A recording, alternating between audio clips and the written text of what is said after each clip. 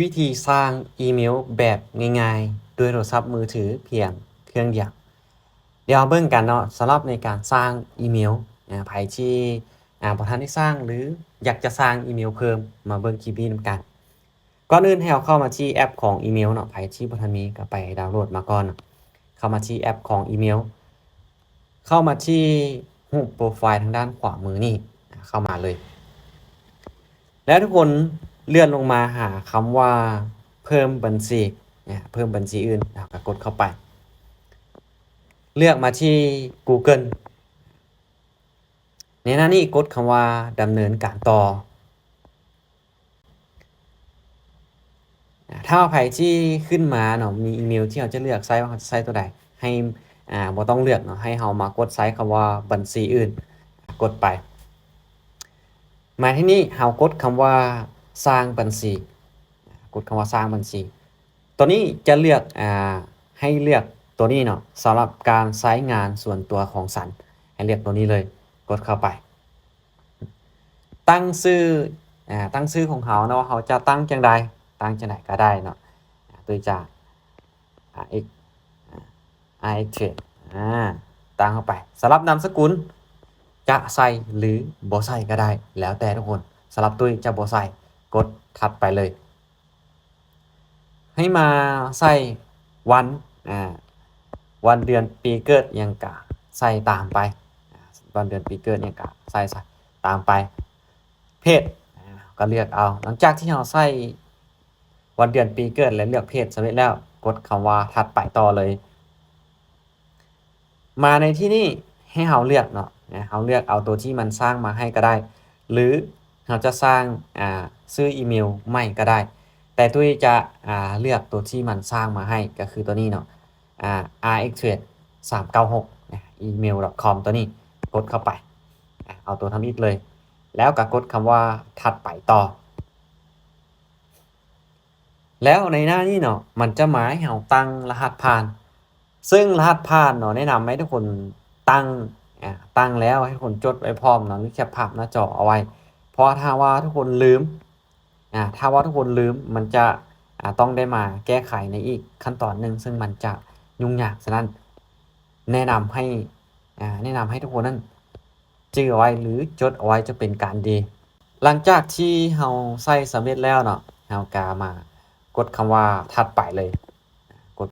หลังจากที่เราใส่รหัสผ่านแล้วก็กดมาแล้วมันจะมาในหน้านี้เนาะหมายเลขโทรศัพท์นี้ไผจะใส่เลยก็ได้เนาะหรือไผที่บ่ทันใส่ก็ได้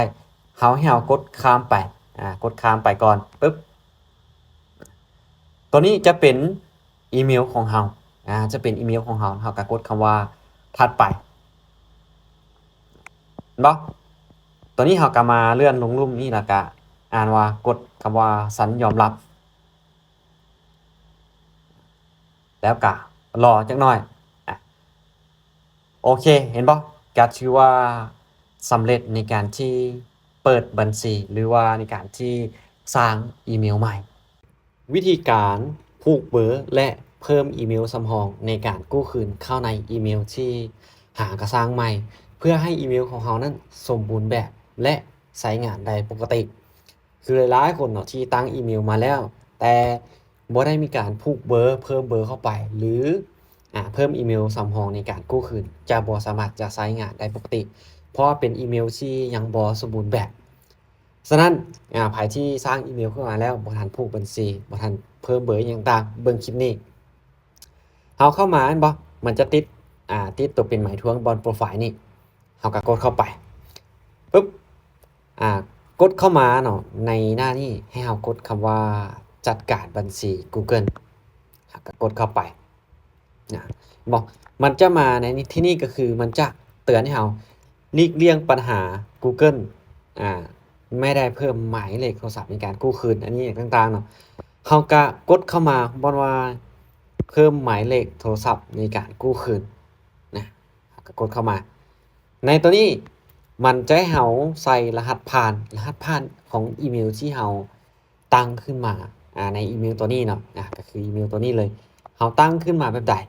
ก็ใส่รหัสผ่านแบบนั้นเนาะเดี๋ยวตุ้ยขอเวลาใส่รหัสผ่านแป๊บนึงหลังจากที่เราใส่รหัสผ่านแล้วเนาะ เราก็กดคำว่าถัดไปกดตัวนี้เนาะและเห็นบ่มันจะมาให้เรานั้นเพิ่มหมายเลขโทรศัพท์ในการกู้คืนว่าเราปัจจุบันนี้เราใช้หมายเลขตัวใดแล้วเราก็เพิ่มมันเข้าไปเดี๋ยวตุ้ยขอเพิ่มหมายเลขแป๊บนึงหลังจากที่เอาหมายเลขโทรศัพท์ของเราใส่เป็นที่เรียบร้อยแล้วเราก็กดคำว่าบันทึกกดคำว่าบันทึกเลยโอเคเห็นบ่ก็ถือว่าสำเร็จเนาะในการเพิ่มอีเมลเพิ่มเบอร์ในการกู้คืนหมายเลขโทรศัพท์ในการกู้คืนบัดนี้ตุ้ยจะมาเพิ่มก็คือจะเป็นเพิ่มอีเมลสำหรับในการกู้คืนพร้อมเนาะตุ้ยจะเพิ่มทั้ง2เลยเอามากดใส่บนว่าคำว่า Big บนนี้เนาะเป็นรูป Big นี่กดเข้าไปแล้วเราก็ป้อนอีเมลของเราใส่ป้อนอีเมลของเราใส่เราจะใช้อีเมลตัวใดในการที่โอเคเวลาที่เราต้องการจะกู้คืนเนาะเราใช้อีเมลตัวใดเราก็ใส่ไปเดี๋ยวตุ้ยขอใส่อีเมลแป๊บนึงหลังจากที่เราใส่อีเมล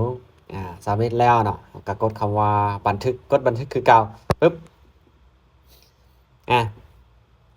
โอเคเนาะก็ชื่อว่าเราได้มีการเพิ่มเพิ่มยืนยันอีเมลในการกู้คืนถ้าว่าเราจะเปลี่ยนเราก็กดบนนี่ก็ได้เนาะบิ๊กนี่เราสามารถที่จะเปลี่ยนได้ตลอดเลยอันนี้จะเป็นวิธีในการเพิ่มเบอร์และอีเมลในการกู้คืนให้อีเมลของเราเนี่ยสมบูรณ์แบบและสามารถที่จะใช้งานได้ปกติบ่เกิดปัญหาในเวลาที่เราจะไปสมัครนั่นสมัครนี่อีหยังต่างๆแล้วข้อความมันบ่ส่งมาก็เกิดจากปัญหานี้ก็คืออีเมลของเราบ่สมบูรณ์นั่นเองทุกคนสามารถที่จะเบิ่งคลิปนี้และเอาไปเฮ็ดตามได้